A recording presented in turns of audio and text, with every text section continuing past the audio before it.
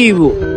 হয়তোবা মানুষের দোকানে, নয়তোবা অন্য কোনো কারখানায়, নয়তোবা আপনার দোকানে কাজ কাম তো আমার করতেই হইব। মসজিদে আজানটা দিলে আমি আর কোনো কাজ কাম করতে পারবো না। যত কাস্টমারই থাকুক, বেচা কিনা সবকিছু ভালো দিয়ে আমি আগে নামাজ পড়তে যাব।